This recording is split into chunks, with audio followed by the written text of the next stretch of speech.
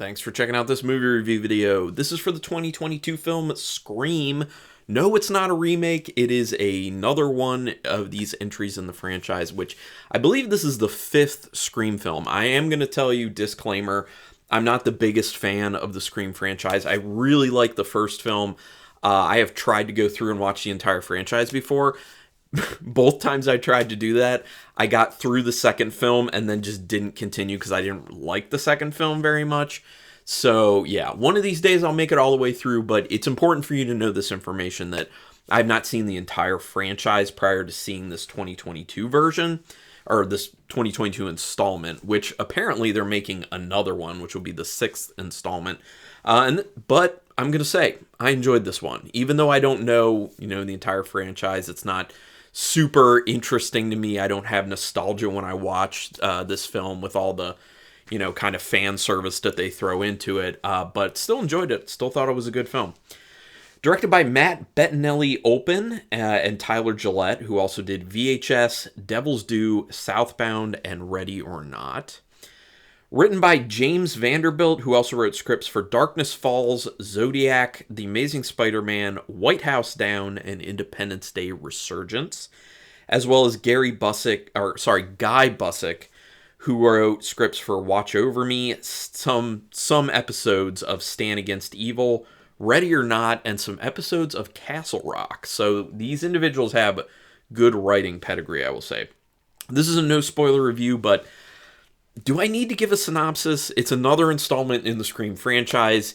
It rehashes Scream without being stale. So you get a lot of stuff that's very familiarly Scream, including whole scenes that feel like they're ripped directly from Scream films, but they have a twist to them. They're not straight up just, let's just do all fan service in this film. It does give you something new, but it also feels extremely familiar at the same time. So they walked this very fine line that it's a hard thing to do. It really is, with, giving the right amount of fan service, but also making the film feel like it's a new, I don't want to say important, but semi-important installment in the franchise, which I think, Hellraiser had done it relatively well recently.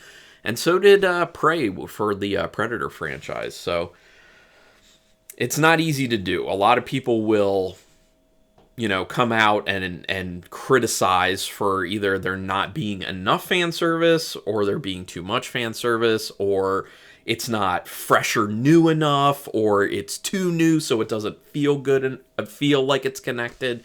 I think they did a good job on this one.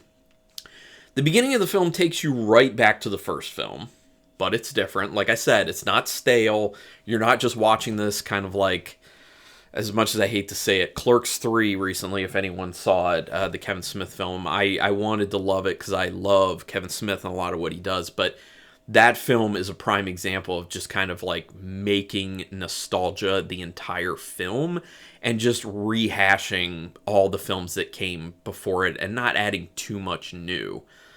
So it wasn't like that. They do a good job of integrating mobile phones and other technology in a way that actually makes sense with the story. There have been plenty of films that come out recently, even horror films, that will kind of be like, it's a nuisance for us to have to write to cell phones, so we'll have it in a secluded place. We'll just say that the people don't have cell phone service, and there you go.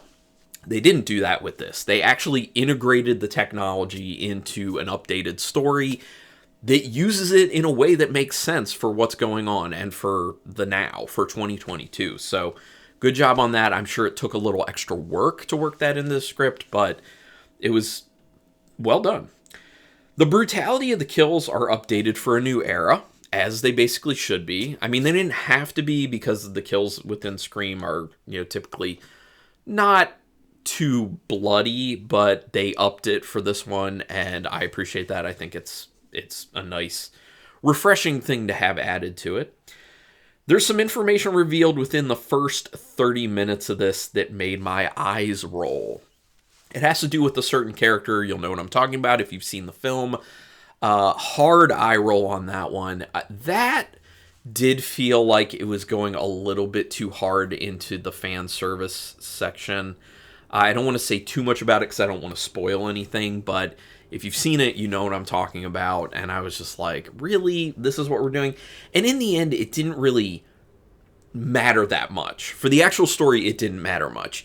The only way in which it matters is there's something about it that comes into play at the very end of the film that's more of like a, hey, isn't this cool? And it wasn't, in my opinion. I thought it was kind of like cringy, but, you know, that's just me. It's shot very solidly. Nothing too fancy or inspired film-wise, like camera angles, camera movement, until the last about 30 minutes of the film. They just started throwing style out there like crazy. So at first I was like, okay, pretty straightforward, well done directing. And then that last like 30 minutes, they were just like, boom, here come the inspired shots. Here comes the cool camera movement. I like that. That was great. I wish the whole movie had been like that, but the fact that you get it in the last 30 minutes is cool because that's when things, you know, have the most impact. Things get the craziest. So it was great to have it there. There's humor in this film. I didn't think it was very good, though. I thought they had a lot of moments where they're trying to get you to laugh at something or be like, oh, I get it. And it was just like, it was cringy. Like, it was bad humor that, I mean, I'm sure it landed for some people. For me, I was just like, okay, can we move on now? It just felt forced a lot of the times. So didn't do a great job with writing humor into it. Honestly, I don't think you even needed that aspect of it, to be honest. The film is meta, like you would expect for a Scream film. And the best part of that is the swipe that they end up taking at kind of gatekeeper film fandom. There is a big thing about like film fandom that gets talked about. Well, not talked about. Well, it does get talked about, actually. It gets talked about and more within the film. But I'm just going to kind of leave that there. There's something done with the main character that I think it's just overboard. Overboard. Yeah. Not a perfect film, a good film, but I do think there's some just really odd choices where you're just like, who thought this was a good idea? I don't know. They do a good job of messing with your expectations when it comes to jump scares and kills. I love that aspect of it. There were numerous times where like something's happening in a scene and I'm like, and this is where there's going to be a jump scare, and this is where the killer's going to show up. I was wrong. I was wrong every time, and they did a really good job of taking what the other films have done, knowing that people probably can like feel when this stuff is coming, and switch it up. So I like that. It made the film feel a little bit fresh. It also made it feel like the filmmaker is being playful with the audience, and I like that aspect of it as well. There's a good amount of fan service, like I already said, but it doesn't get too stale, like I said. I did guess the ending of this film, but that's because of the way I watch films for review. Plus, I've actually watched a lot of Giallo films, so that actually ended up helping. I'm just always on the lookout because of how my brain got rewired from watching an insane amount of Giallo films over the course of like a year and a half, weekly. You're just on the lookout for things. You're like, who's the killer? Who's the killer? And you're just like, you're figuring things out very early. Plus, when I watch films for an analysis, reason, like these reviews, it's just a different way. So I do think that people who are just watching the film for pure enjoyment may very well not end up seeing what was going to happen in the end, and that's better. That makes for a better experience. They do a good enough job of rehashing Scream without it feeling stale. Basically already said that. Some of the dialogue is too corny, especially in the end sequence. Oh my, they threw so much corny dialogue in at the end that I felt like it kind of killed.